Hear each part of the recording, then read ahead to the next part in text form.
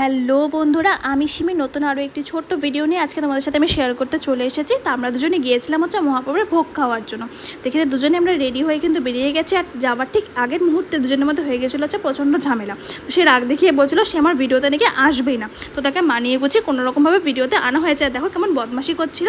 তো আমরা গিয়েছিলাম আমার এক বান্ধবীর বাড়িতে। এই বান্ধবীটা জানো তো আমার সে ছোটোবেলাকার বান্ধবী, সে ক্লাস 5-এর থেকে। যখন আমি প্রথম স্কুল চেঞ্জ করে নতুন স্কুলে ভর্তি হয়েছিলাম, সে প্রথম দিন থেকে কিন্তু আমার বান্ধবী রয়েছে।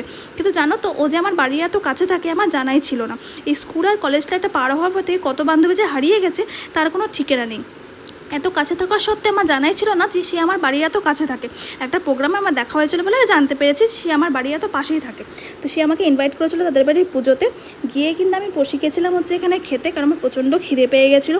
আর জানো তো, প্রথমবার ভোগ খাচ্ছিলাম আমি, আর এত স্বাদ লেগেছে ভোগে আমার যে আমি ভুলেই গেছি যে আমি কী কী খেয়েছি সেটা ভিডিও করার জন্য।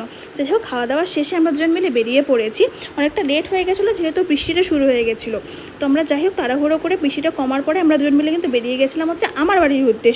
গত 2 দিন ধরে আমার বাবার শরীরটা ভীষণ খারাপ ছিল, তাই ভাবছিলাম যে বাবার সাথে একটু দেখা করে আসি। তো রাস্তায় কাজ বাজ ছেড়ে চলে গেলাম আমি আমার বাড়ির উদ্দেশ্যে। আর এই জায়গাটা কে কে চেনো আমাকে একটু কমেন্টে জানিও তো।